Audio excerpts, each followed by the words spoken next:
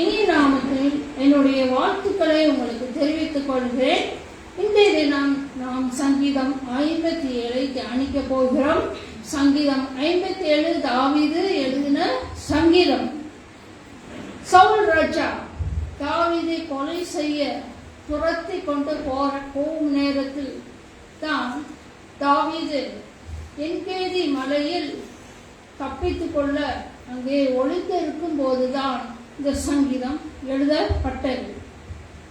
ஏன் தாவீது அந்த குகையில் ஒளிந்திருந்தான் என்று நாம் பார்ப்போம் என்றால், சவுல் ராஜா துரத்தி கொலை செய்ய பின் சென்றதாலும் தாவீதுக்கு தன்னுடைய வீட்டுக்கு செல்ல முடியவில்லை, சாமுவேல் தீர்க்கதரிசியிடம் செல்ல முடியவில்லை, அரண்மனைக்கு செல்ல முடியவில்லை, மாறாக துன்மார்க்கர் வசிக்கும் இடத்துல கூட செல்ல முடியவில்லை, கர்த்தருடைய ஆலயத்தில் கூட செல்ல முடியாத ஒரு சூழ்நிலை நிமித்தம் இந்த தாழ்மையான குகையில் அடைக்கலம் புக அவன் தேடி அங்கே தஞ்சம் புகுந்தான் என்று நம்ம பார்க்கலாம்.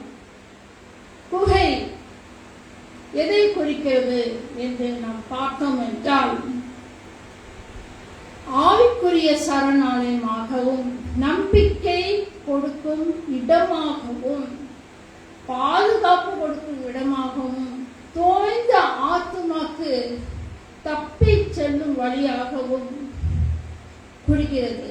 ஆவிக்குரிய ஜீவித்தில் இந்த குகை எதை குறிக்கிறது என்று நாம் பார்ப்போம் என்றால், நம்முடைய பாவங்கள் எல்லாம் அறிக்கை செய்து மனம் திரும்பி சுத்திகரித்து ஒரு ரட்சிப்பை கொடுக்கிறது என்று இந்த குகை தருகிறது என்று பார்க்கலாம். மற்றும் தாழ்மையான ஒரு இடமாக, தாழ்மைப்பட ஒரு இடமாக இந்த குகை காணப்படுகிறது. வியாதிகள் காணும்போது, பிரச்சனைகள், இருதயம் உடைந்து போன நிலைமையில், இப்படிப்பட்ட சூழ்நிலையில் விடுதலையாக இந்த ஒரு மீட்பின்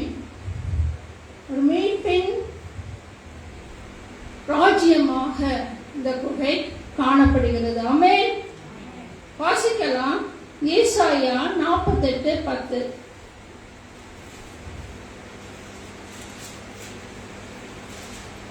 இதோ உன்னை புடமிட்டேன், ஆனாலும் வெள்ளியை போல அல்ல, உபத்திரவத்தின் குகையிலே உன்னை தெரிந்து கொண்டேன்.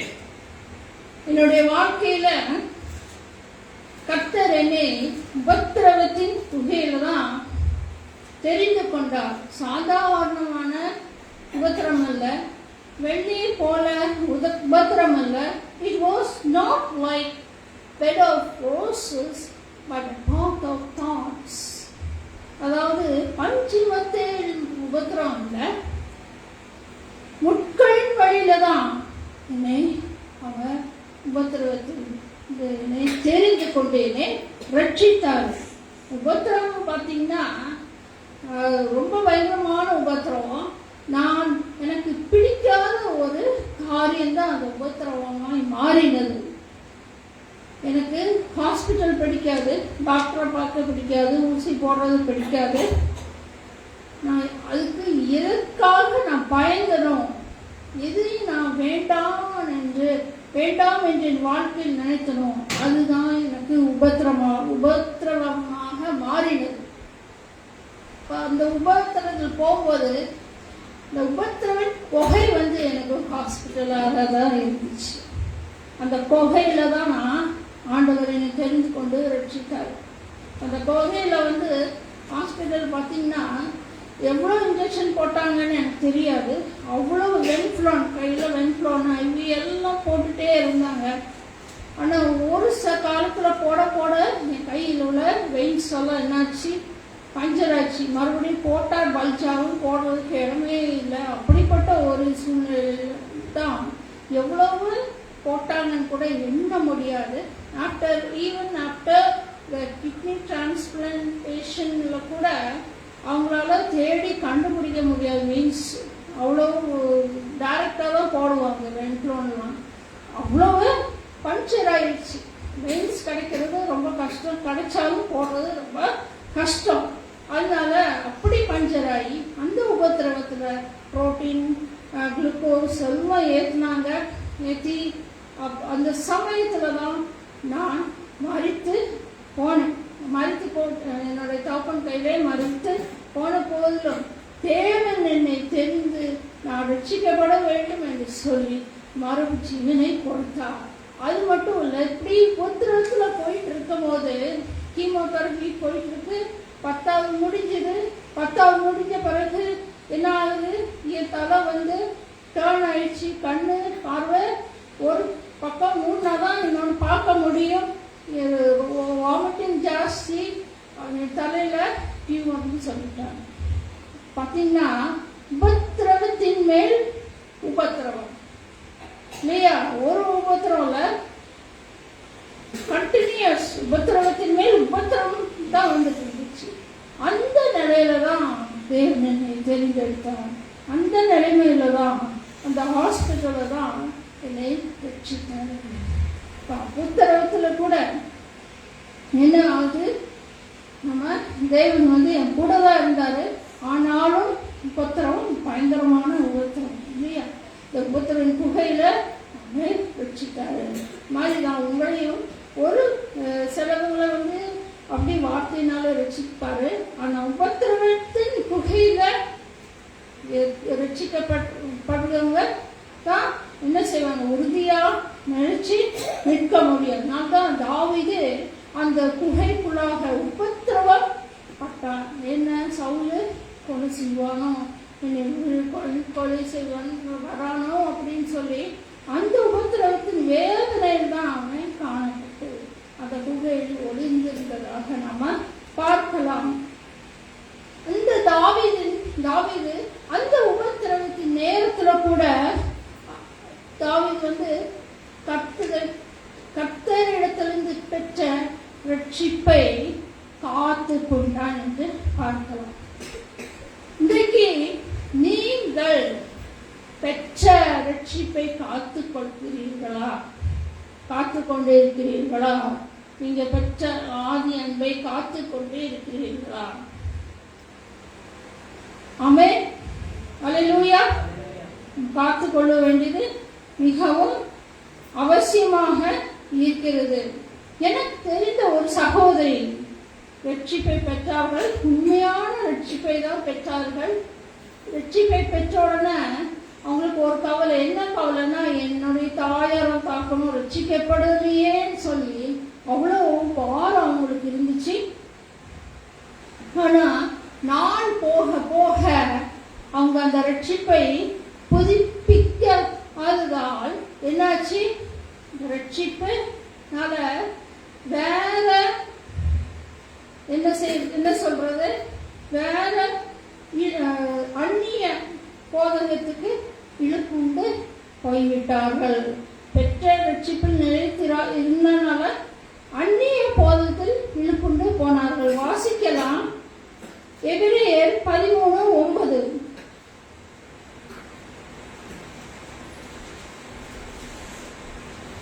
எபிரேயர் பலவிதமான அந்நிய போதனைகளால் அலைப்புண்டு திரியாதிருங்கள். பலவிதமான அந்நிய போதகத்தினால் அலைப்புண்டு திரியாதிருங்கள். நீங்க பெற்ற ரட்சிப்பு எதுவோ அதுலதான் நிலைத்து இருக்கணும். அந்நிய போதகத்துக்கு செவி சாய்க்க கூடாது. இப்ப அந்நிய போதத்தில் நாம் இழுப்புண்டு போகக்கூடாது. போகாதபடிக்கு நம்முடைய ரட்சிப்பை காத்து கொள்ள வேண்டும் என்றால் என்ன செய்யணும்? அனுதினமும் நாம் பெற்ற ரட்சிப்பை என்ன செய்யணும்? அவருடைய கிருபையினாலே நாம் புதுப்பித்துக் கொள்ள வேண்டும். அனுதினமும் நம் ஜெபத்தில் தரித்திருந்து அபிஷேக எண்ணெயால் நிரப்பி நம்முடைய கரடு முரடு சமமாக வேண்டும் என்றால், அந்த ரட்சிப்பில் நாம் நிலைத்திருக்க வேண்டும் என்றால், கண்டிப்பா அதிகாலமே எழும்பி நம்முடைய ரட்சிப்பை, நாம் பெற்ற அபிஷேகத்தை, நாம் பெற்ற விசுவாசத்தை, நாம் பெற்ற ஆவிக்குரிய வேண்டும் என்றால் கண்டிப்பாக அவருடைய புது கிருபையால நம்ம நிரப்பி அந்த ரட்சிப்பை காத்துக்கொள்ள முடியும். ஆனால் ஒரு நாள் 2 நாள் விட்டீங்கன்னா கடைசியில சத்து என்ன செய்வான், முழுசுமாக விட்டு வேற இதுக்கு இழுப்புண்டு போக செய்வான். அப்படி இல்லாதபடியால் அவருடைய கிருபை, புது கிருபையால் நம்ம என்ன செய்யணும், அனுதினமும் புதுப்பித்து கொள்கிறவர்களாய் நாம் இருக்க வேண்டும். ஆமென். தாவீதை புதுப்பித்து கொண்டபடியால் தான் அவனால அந்த உபத்திரவத்தில் நிலைத்திருக்க முடிஞ்சது. போலதான் உங்களுடைய உபத்திரவ காலத்துல நீங்க ஆண்டவருக்குள்ள ஏசப்பாக்குள்ள நிலைத்திருக்க வேண்டும் என்றால் அனுதினமும் என்ன செய்யணும், உங்க ரட்சிப்பை புதுப்பித்து கொண்டால்தான் நிலைத்திருக்க முடியும். ஆமென். ஹல்லேலூயா. வாசிக்கலாம். சங்கீதம் 57:1. எனக்கு இறங்கும் தேவனே, எனக்கு இறங்கும். உம்மை என் ஆத்துமா அண்டிக் கொள்ளுகிறது. விக்கினங்கள் கடந்து போகும் மட்டும் முது செட்டைகளின் நிழலிலே வந்து அடைவேன். விக்கினங்கள் விலகி போகும் மட்டும் முது செட்டை நிழலிலே வந்து அடைவேன். செட்டைகளின் நிழல் கர்த்தருடைய இயேசுவுடைய ஆவியானவருடைய நிழலில் வல்லமை இருக்கிறது. வாசிக்கலாம். அப்போஸ்தலர் நடவடிக்கைகள் 5:15. பிடியாளிகளை படுக்கைகளின் மேலும் கட்டில்களின் மேல் கிடத்தி மேலும் கட்டிலின் மேலும் கிடத்தி பேதுரு நடந்து போகையில் அவனுடைய நிழலாகிலும் அவர்களில் சிலர் மேல் படும்படிக்கு அவர்கள் வெளியே வீதிகளில் கொண்டு வந்து வைத்தார்கள். யார வச்சாங்களா? பிணியாளிகளை. யார் நிழல் பட வேண்டும் நினைச்சாங்களா? பேதுரு நிழல் பட வேண்டும் என்று வைத்தார்களாம். ஏன் பேதுருடைய நிழல் அவ்வளவு விசேஷமா இருந்துச்சா? ஏன்னா கர்த்தருடைய நிழல், இயேசு கிறிஸ்துவுடைய நிழல் அவனுக்குள் இருந்ததால அந்த நிழல் அவள் பட்டா கண்டிப்பா சொஸ்தமாகவே அவர்கள் சொல்லி பிணியாளிகளை கொண்டு அந்த நிழல் பட வைத்தார்கள். அவ்வளவு விசுவாசத்தோடு அவங்க கொண்டு வைத்தார்களாம். இன்னைக்கு நம்ம கர்த்தருடைய நிழலில் இருக்கிறோமா? கர்த்தருடைய நிழல் நமக்குள் இருக்கிறதா என்று சற்று ஆராய்ந்து பார்க்கலாம். அதை வாசிக்கலாம். வசனம் ஏசாயா 51:16. நான் வானத்தை நிலைப்படுத்தி பூமியை அஸ்திபாரப்படுத்தி சியோனை நோக்கி நீ என் ஜனம் என்று சொல்வதற்காக நான் என் வார்த்தையை உன் வாயிலே அருளி என் கரத்தின் நிழலினால் உன்னை மறைக்கிறேன். நிழலினால் மறைக்கிறேன். கரத்தின் நிழலினால் உன்னை மறைக்கிறேன். அவருடைய நிழல் என்ன இருக்கு? பலன் இருக்கு, சுகம் இருக்கு, ஆரோக்கியம் இருக்கு இல்லையா? அப்படிப்பட்ட நிழல் நமக்குள், அந்த வல்லமை நிழல் தங்கி இருக்க வேண்டும் என்றால் என்ன செய்யணும்? வாசிக்கலாம். சங்கீதம் 91:1. உன்னதமானவருடைய மறைவில் இருக்கிறவன் சர்வ வல்லவரின் நிழலில் தங்குவான். He who dwells in the shelter of the Most High will rest in the shadow of the Almighty. அப்படின்னு ஆங்கிலத்தில் சொல்லுது. He who dwells in the shelter of the Almighty. Dwellsனா என்னது? நமக்குள் வாசம் செய்கிறவராய் இருக்க வேண்டும். யாரு? உன்னதமானவரின் மறைவில் இருக்கிறவர் யாரு? பிதாவானவர். நமக்குள் அவருடைய வல்லமை தங்கி இருக்கும் போது இயேசு கிறிஸ்துவின் நிழல் நமக்குள் என்ன செய்யும்? வாசம் செய்யும். அந்த வல்லமை நமக்குள் என்ன செய்யும்? தங்கி கொண்டு இருப்பது. எந்த நாளிலும் எல்லா நாளிலும் என்ன செய்யும்? அதுல ஏசப்பா நமக்குள் தங்கி இருக்கும் போது எந்த சூழ்நிலையிலும் அவர் நம்மை பாதுகாக்கிறவராய், நமக்கு பலன் தருகிறவராய், நமக்கு ஒரு நல்ல வல்லமையுள்ள தேவனாக நமக்குள் இருக்கிறதை நாம் பார்க்கலாம். ஆமென். அது போலதான் தாவீதுடைய வாழ்க்கையில தேவன் ஒரு வல்லமையான நிழலாக அந்த குகைக்குள்ளாக பாதுகாத்து கொண்டார் என்று பார்க்கலாம். வாசிக்கலாம். 57:3. என்னை விழுங்க பார்க்கிறவன் என்னை நிந்திக்கையில் அவர் பரலோகத்திலிருந்து ஒத்தாசை அனுப்பி என்னை ரட்சிப்பார். தேவன் தமது கிருபையும் தமது சத்தியத்தையும் அனுப்புவார். பரலோகத்திலிருந்து ஒத்தாசை அனுப்புவார் என்று விசுவாசத்தோடு யார் ஜெபிச்சா? தாவீது ஜெபி. அதுக்கப்புறம் என்னாச்சு? அவருடைய கிருபை அவனை தாவீதை தாங்கி கொண்டது நம்ம பார்க்கிறோம். கிருபை அப்படின்னா அவருடைய கிருபை தாவீதை தப்ப வைத்தது நம்ம பார்க்கலாம். அவருடைய சத்தியம் தாவீதுக்கு ஒரு சமாதானத்தை கொடுத்தது. அது மட்டுமல்ல, விடுதலை கொடுத்தது என்று நம்ம பார்க்கலாம். அதே போலதான் நாமும் அவருடைய ஒத்தாசையை நோக்கி பார்க்கும்போது தேவன் நமக்கும் கிருபையா இறங்கி நம்மையும் தப்புவிக்க வைக்கிறாரு. நமக்கும் சத்திய வசனங்களை கொடுக்கிறாரு. கொடுத்து சமாதானத்தை கொடுத்து அதிலிருந்து விடுதலை செய்கிற தேவனா இருக்கிறார். ஆமென். அல்லேலூயா. வாசிக்கலாம் 4வது வசனம். என் ஆத்துமா சிங்கங்களின் நடுவில் இருக்கிறது, தீயை இறைக்கிற மனுபுத்திரருக்குள்ளே கிடக்கிறேன். அவர்கள் பற்கள் ஈட்டிகளும் அம்புகளும், அவர்கள் நாவு கருக்கான பட்டயமுமா இருக்கிறது. அவர்கள் நாவு கருக்கான பட்டயமா இருக்கிறது. யாரு சிங்கத்தின் நடுவில் இருந்தது? தானியேல் சிங்கக்கேள்விக்குள் சிங்கத்தின் நடுவில் இருந்தார் இல்லையா? அந்த சிங்க பற்களை பார்த்துருப்பாங்கல்ல. சிங்க பற்கள் எப்படி இருந்திருக்கும்? பயப்படுற மாதிரி இருந்திருக்கும் இல்லையா? அது போலதான் மனுஷர்கள் பட்டய குத்து போல தாவீதுக்கு விரோதமாக பேசினார்கள். நெகட்டிவாக பேசி அவனை குத்தினார்கள் என்று பார்க்கலாம். சிங்கத்தை போல நான் நடுவில் இருக்கேன், இப்படி அவங்க குத்துறாங்க அப்படின்னு தாவீது சொல்கிறத நம்ம பார்க்கலாம். அது நிமித்தம் அவனுடைய ஆத்துமா சோர்ந்து போகிறது, தோய்ந்து போகிறது. வசனம் என்ன சொல்லுகிறது? ஐசாயால 40ஆம் அதிகாரத்துல என்ன சொல்லுகிறது? சோர்ந்து போகிறவனுக்கு சத்துவத்தையும் பலனையும் கொடுக்கிறார். அந்த வசனத்தின்படி தாவீதுக்கு சத்துவத்தையும் வல்லமையும் கொடுத்து அந்த கெபியில தேவன் தைரியப்படுத்துகிறார் என்று நம்ம பார்க்கலாம். சிங்கத்தின் நடுவில் அப்படின்னு சொன்ன போதிலும் தானியேலுக்கு தரியராஜா சொல்லப்பட்ட ஒரு வாக்குத்தத்த வார்த்தை என்னன்னா, நீ இடைவிடாமல் ஆராதிக்கிற உன் தேவன் உன்னை தப்புவிப்பார். ராஜாவே ஒரு ப்ராமிஸ் கொடுக்கிறாரு இல்லையா? நீ இடைவிடாமல் ஆராதிக்கிற தேவன் உன்னை தப்புவிப்பார் என்று. அது போலதான் தாவீதையும் அவன் இடைவிடாமல் ஜெபிக்கிற தாவீதாக காணப்பட்டதனால் இடைவிடாமல் ஆராதிக்கிற அந்த தாவீதை தேவன் தப்புவித்தார். ஆமென்.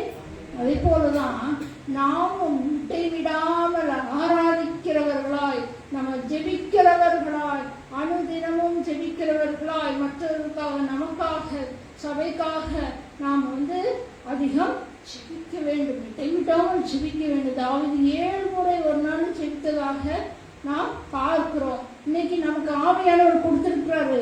அப்பா 24 மணி நேரம் நம்ம சிந்தை ஆவியானவரால் நிரம்பி இருக்குமானால் எப்படி இருக்கும்?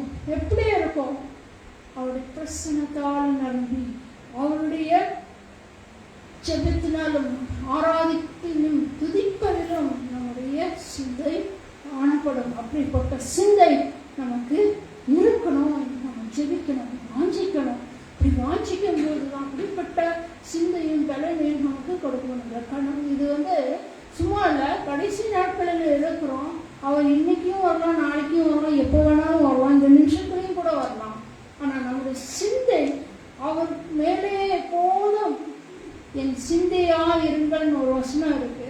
அந்த சிந்தைக்குள்ளாக இருக்கணும்னா நம்மளோட சிந்தை விடாமல் ஆராதிக்கிறவர்களாக காணப்பட வேண்டும். ஆமென். அல்லேலூயா.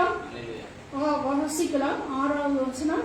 என் கால்களுக்கு கண்ணியை வைத்திருக்கிறார்கள், என் ஆத்துமா தொய்ந்து போயிற்று. எனக்கு முன்பாக குழியை வெட்டி அதன் நடுவிலே விழுந்தார்கள். கண்ணி என்பது கண்களுக்கு மறைவாக வைக்கும் ஒரு ஆயுதம்.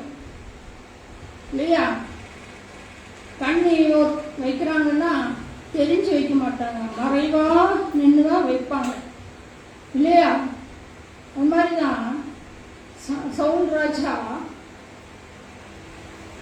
சவுல் ராஜா கொன்னது 1000, தாவீது கொன்னது 10,000. இது யார் காதுல விழுந்துச்சு? சவுல் காதுல விழுந்துச்சு. உடனே சவுலுக்கு என்ன வந்துச்சு?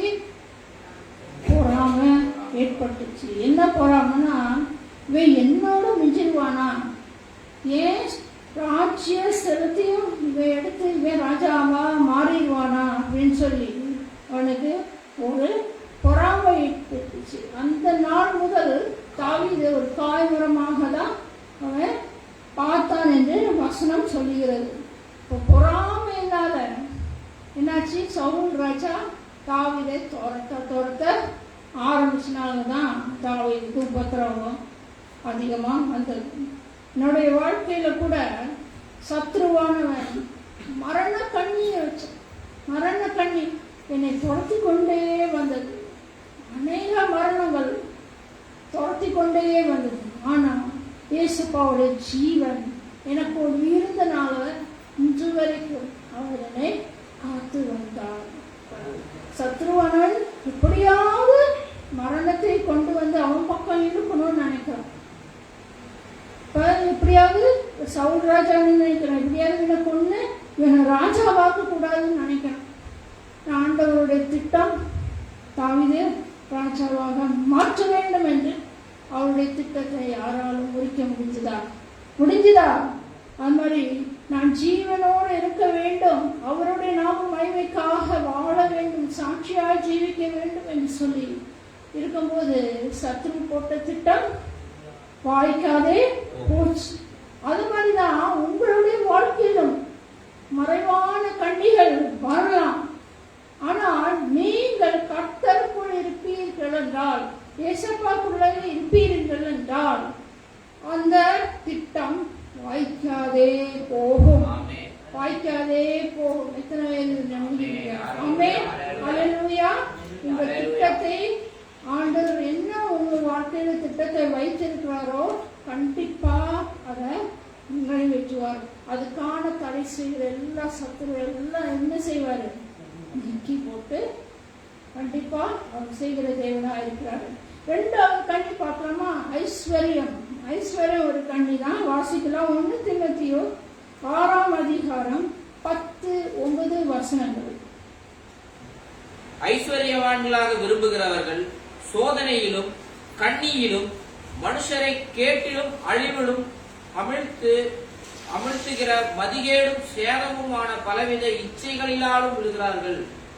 பண ஆசை எல்லா தீமைக்கும் வேறாய் இருக்கிறது. சிலர் அதை இச்சித்து விசுவாசத்தை விட்டு வழுவி அநேக வேதனைகளாலே தங்களை உருவ குத்தி கொண்டிருக்கிறார்கள். ஐஸ்வர்யம் ஒரு கண்ணி தான் இல்லையா? ஒருத்தவங்க ஐஸ்வர்யம் வந்துருச்சுன்னா அவங்க கண்ணு எங்க இருக்கும்? இன்னும் ஐஸ்வர்யம் வேணும், அதை இன்க்ரீஸ் பண்ணணும்னு தான் நினைப்பாங்க இல்லையா? அதை டிக்ரீஸ் ஆகக்கூடாது, இன்க்ரீஸ் ஆகணும் அப்படின்னு சொல்லி இந்த ஐஸ்வர்யத்தின் மயக்கம் அவங்களுக்கு இருக்கும்.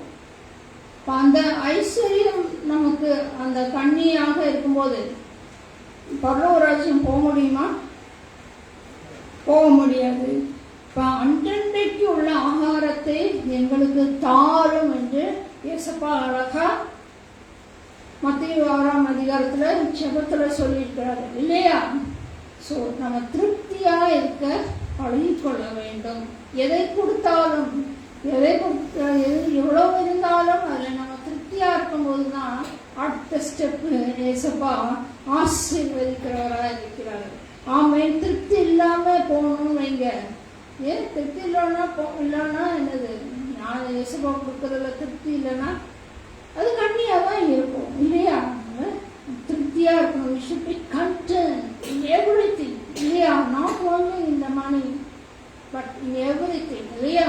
ஃபுட் ஆகாரத்துல எல்லாவற்றிலும் திருப்தியா இருக்கும்போது தான் ஆண்டவர் நம்மளை நிறைவான ஆசீர்வாதத்தால் நாட்டுவார்.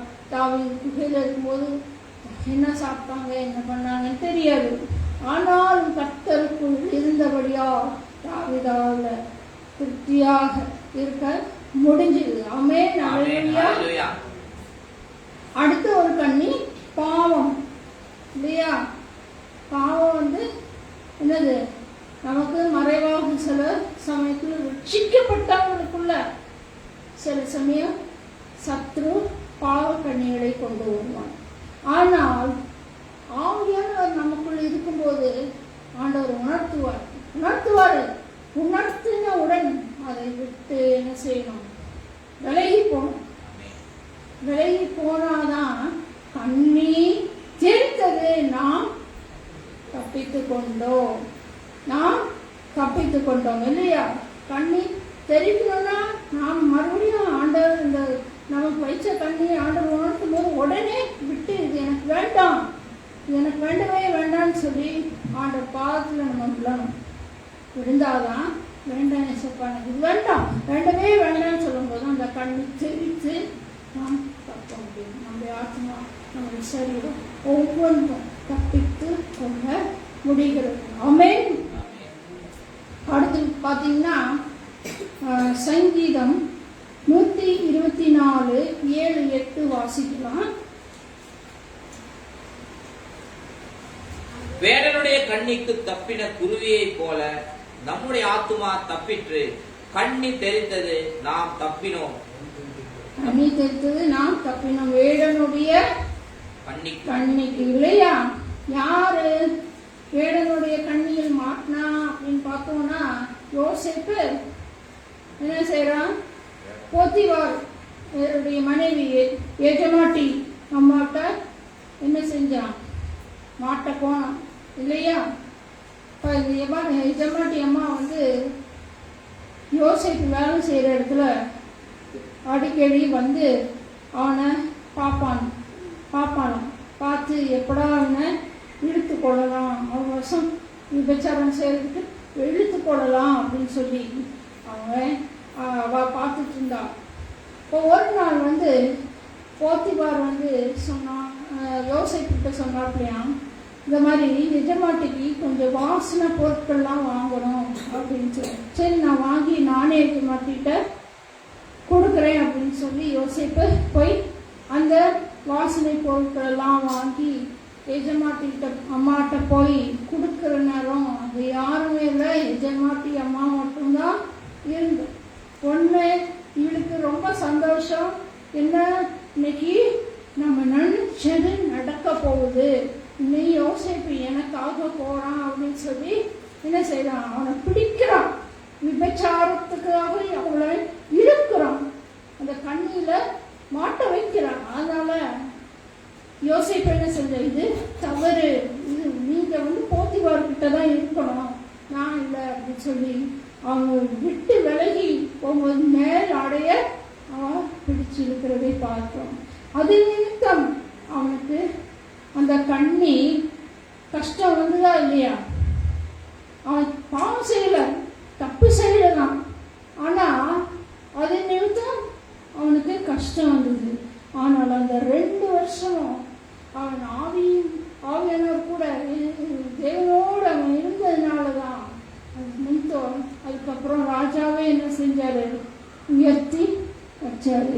கண்ணை நிமித்தம் நமக்கு கஷ்டம் வரலாம் சில சமயம், ஆனா கண்டிப்பா ஆண்டவர் வந்து அது வந்து என்ன செய்வாரு? நம்மளை உயர்த்ததான் செய்வாரு, நம்மளை விடுதலைக்கு உயர்த்ததான் செய்வார். ஆமென் இல்லையா? ஆமென். அது மாதிரிதான் தாவீதுக்கு கண்ணி வைத்த சவுலை தாவீதை உயர்த்தினாரா இல்லையா? உயர்த்தினார், ராஜா ஸ்தானத்துக்கு கொண்டு வந்தாரா இல்லையா? ஆமென். சவுலை என்ன செஞ்சாரு? சவுலை அவனே சூசைட் பண்ணிட்டான், அவனே இடி வச்சு குத்தி மறித்து போனான் என்று நம்ம வாசிக்கிறோம் இல்லையா? ஆமென். அதனால்தான் உங்களுக்கு எதிராக செயல்படும் பிறவர்கள் கூட நாம் அதை ஆண்டவர்கிட்ட எடுத்து சொல்லும் போது தேவன் என்ன செய்வார்? அவர்களுக்கு முன்பதாகவே உங்களை உயர்த்துவார், உங்கள் எதிரியை தாழ்த்துவார். ஆமென். ஸ்தோத்திரம் ஸ்தோத்திரம். வாசிக்கலாம் அடுத்த வசனம் 57 2வது வசனம். எனக்காக யாவையும் செய்து முடிக்க போகிற தேவனாகிய உன்னதமான தேவனை நோக்கி கூப்பிடுவேன். எனக்காக யாவையும் செய்து முடிக்கிற தேவன் இல்லையா? எதனால எனக்காக யாவையும் செய்து தாவீது பார்த்தோம் என்றால் விசுவாசத்தினால், நம்பிக்கையினால். எப்படி நம்பிக்கை விசுவாசம் அவனுக்குள் பிறந்தது அப்படின்னு பார்த்தோம் என்றால், தேவனை அவன் அளவில்லாமல் நேசித்தான் என்று நாம் பார்க்கிறோம். நேசித்ததுனால, அன்பு கூர்ந்ததினால் அந்த விசுவாசம் நம்பிக்கையும் தேவன் மேல் பற்றுதலாய் இருந்தது என்று பார்க்கலாம். வாசிக்கலாம். 1 கொரிந்தியர் 13:13.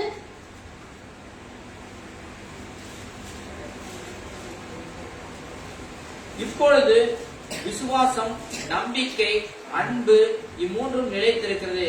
இவைகளில் அன்பே பெரியது. அன்பே பெரியது. ஏன் அன்பே பெரியது? அன்பு நேசரை நாம் எவ்வளவு தூரத்துக்கு நேசிக்கிறோமோ, அவ்வளவு தூரத்துக்கு நம்முடைய விசுவாசம், நம்பிக்கை அவர் மேல் வைக்க பெருகும். கோழியை பார்த்தீங்கன்னா 21 நாள் என்ன செய்யும்? குஞ்சு பொறிக்க அடக்காக்கும். இப்போ இந்த விசுவாசம் எப்படி, இந்த நம்பிக்கை எப்படி பறக்குது அப்படின்னு பார்த்தோம்னா, இந்த கோழிக்கு எப்படி நம்பிக்கை வருது? நான் 21 நாள் அடக்காக்குறேன், ஆனால் எனக்கு 21 நாள் கழிச்சு குஞ்சுகள் கண்டிப்பா என் கண்களால் நான் பார்ப்பேன் என்ற நம்பிக்கை இருக்கா? ஆனால் என்னால் இப்போ பார்க்க முடியாதுதான். ஆனால் நான் நம்புறேன், எனக்கு குஞ்சுகள் பிறக்கும், நான் பார்ப்பேங்கிற ஒரு நம்பிக்கை இருந்துச்சு இல்லையா? வாசிக்கலாம். ரோமர் 8ஆம் அதிகாரம் 23, 24, 25. அந்த நம்பிக்கையினாலே நாம் ரட்சிக்கப்பட்டிருக்கிறோம். காணப்படுகிறதை நம்புகிறது நம்பிக்கை அல்ல. ஒருவன் தான் காண்கிறதை நம்ப வேண்டுவது என்ன? நாம் காணாததை நம்பினோம் ஆகில் அது வருகிறதற்கு பொறுமையோடே காத்திருப்போம். காணாததை நம்பும் போது அது பொறுமையுடன் என்ன சொல்லுது? பொறுமையுடன் காத்திருக்கணும். கோழி 21 நாள் பொறுமையுடன் அடக்காக்குது இல்லையா? அந்த குஞ்சுகளை பார்க்கறதுக்கு பொறுமையுடன் நாம என்னது காத்திருக்கிறது தான் அந்த நம்பிக்கை. விசுவாசம் பார்த்தீங்கன்னா என்னன்னா, வாசிக்கலாம். எபிரேயர் 11:1.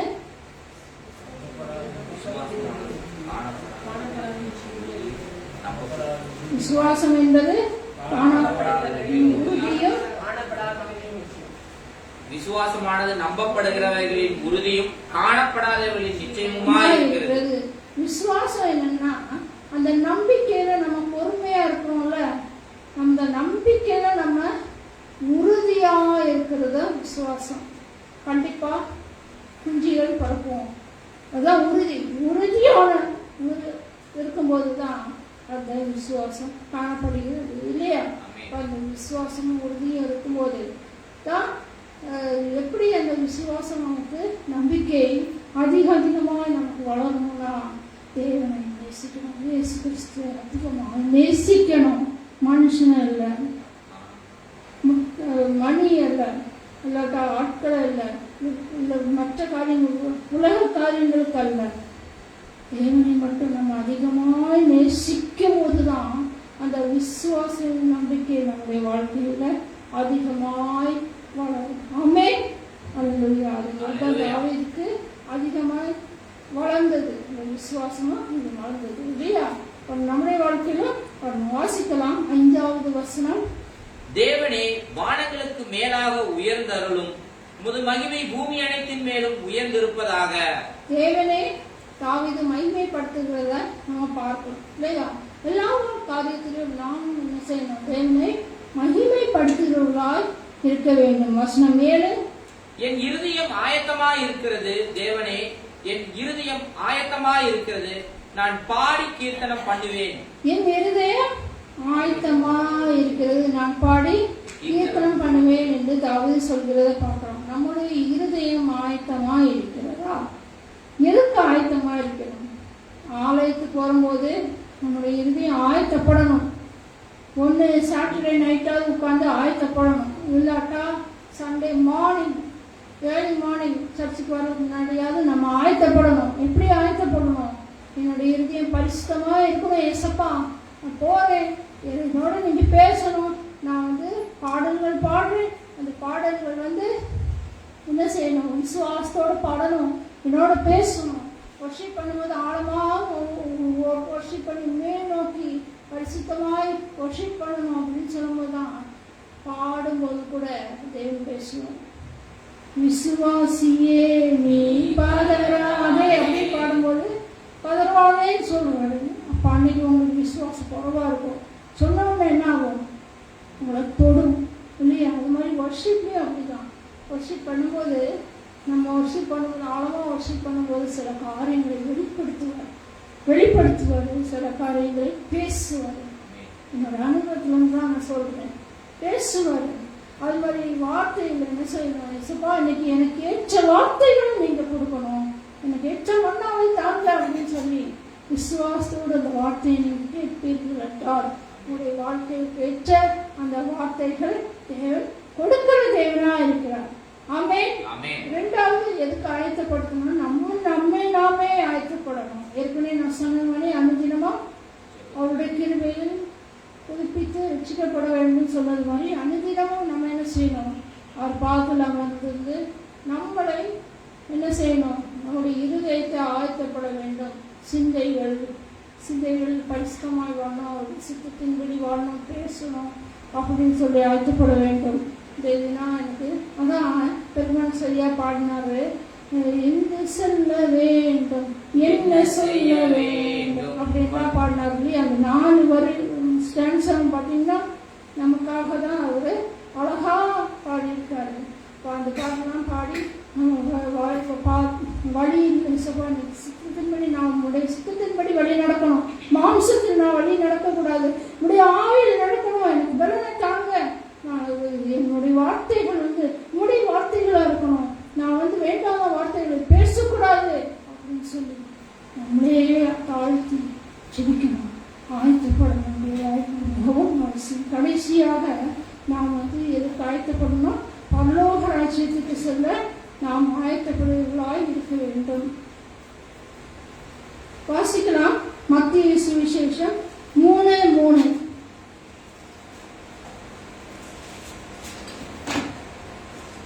கர்த்தருக்கு வழியை ஆயத்தப்படுத்துங்கள், அவருக்கு பாதைகளை செவ்வை பண்ணுங்கள் என்று வனாந்தரத்திலே கூப்பிடுகிறவனுடைய சத்தம் உண்டென்று ஏசாயா தீர்க்கதரிசியினால் சொல்லப்பட்டவன் இவனே.